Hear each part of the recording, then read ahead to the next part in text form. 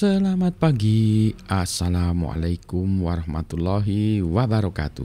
Berjumpa kembali dengan Budi Raharjo di Padepokan Budi Raharjo.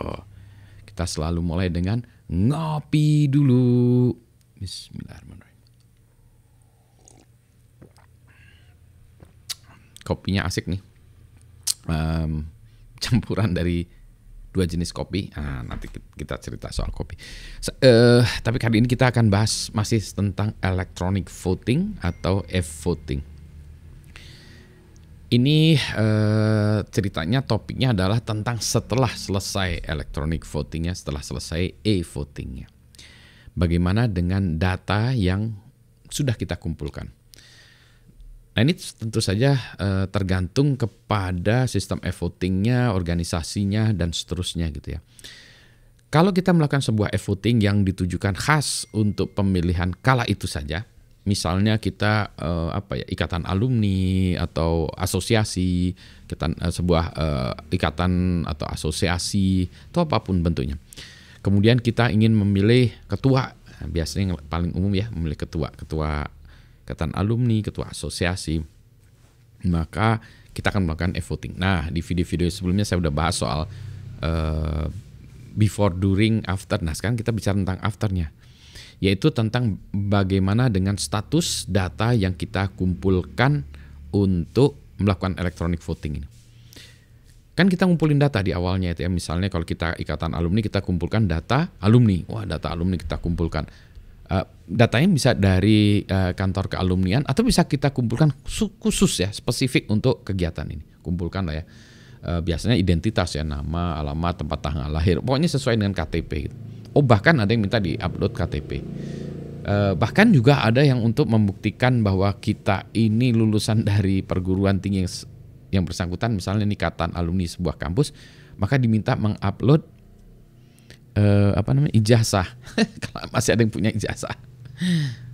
Ini kalau yang kayak gitu tuh banyak yang nggak mau ikutan. Tapi ini kan kita ya bergantung kepada votingnya tadi, e-voting yang diinginkan seperti apa.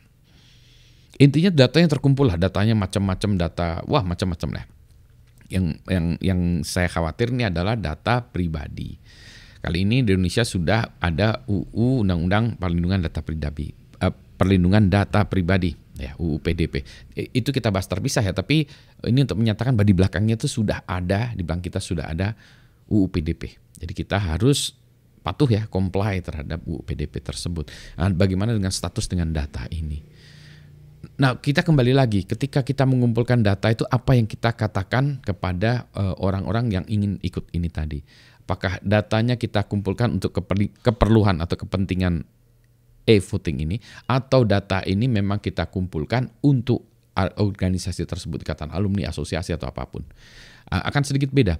Kalau tadi dikumpulkan khusus untuk e-voting ini, maka setelah selesai datanya harus dibuang atau dihapus.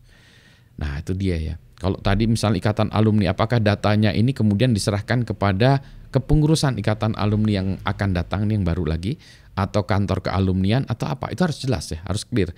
Ketika kita mengumpulkan data seseorang itu harus clear tujuannya, harus jelas tujuannya, purpose-nya apa gitu. Nah, itu yang harus dideklarasikan di awal. Data yang kami kumpulkan akan gini-gini, penggunaannya, pemanfaatannya gini-gini. Nah, kebanyakan tidak, sehingga ketika setelah selesai ya cuek-cuek aja. Gimana datanya? Kemudian nggak diurus. Karena kepanitiaannya, ini kok belepotan, harus minum kopi dulu, entar. Pagi-pagi nih ya, belepotan. Kepanitiaannya sudah bubar. Kalau sudah bubar, ya gimana kan? Nggak ada yang peduli lagi ya terhadap data tersebut. Masih di servernya udah nggak ada yang ngurusin.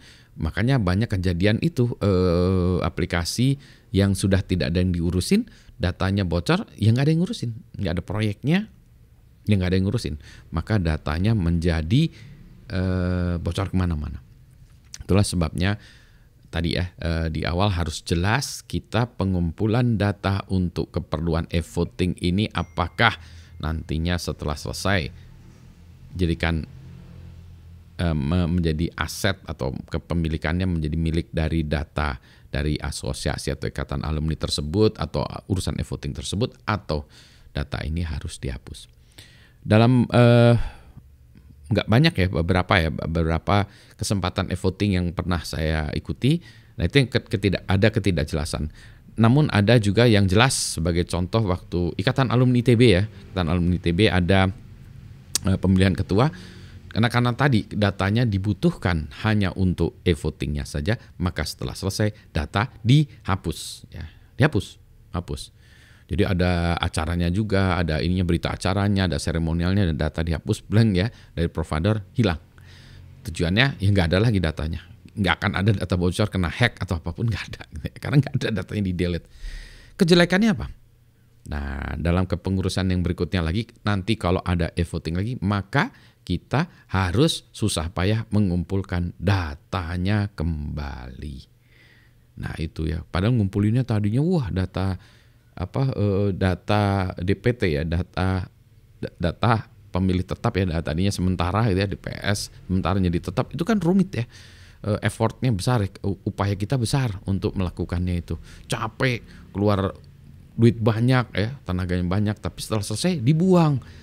Itulah dia kalau kita kepatuhan ya, ada kepatuhan terhadap sebuah aturan ya, demikian lah ya. Kecuali kita mau melanggar. Kalau melanggar nanti siapa yang bertanggung jawab kalau datanya bocor?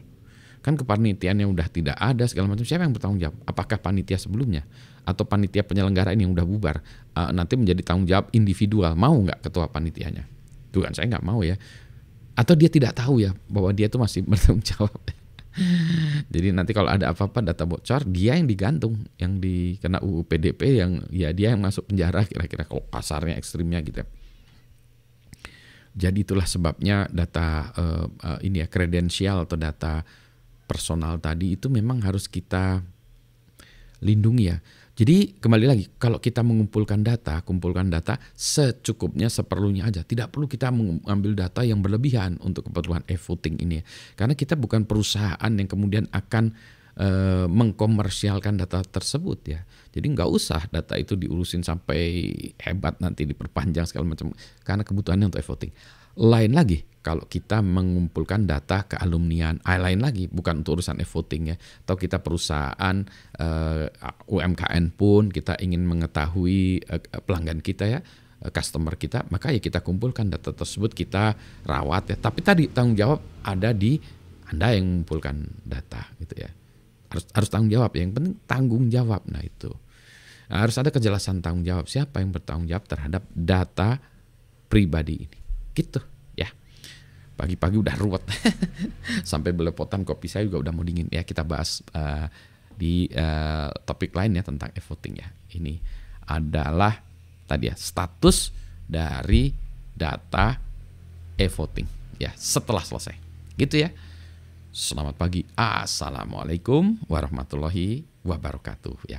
Sehat semuanya ya. Jangan lupa olahraga, makan yang benar, sehat-sehat ya. Ini ketika video ini dibuat, COVID masih tetap berlaku ya, meskipun orang sudah tidak peduli, masih kita tetap harus hati-hati ya. Penting sehat semua. Selamat pagi, ngabisin kopi dulu.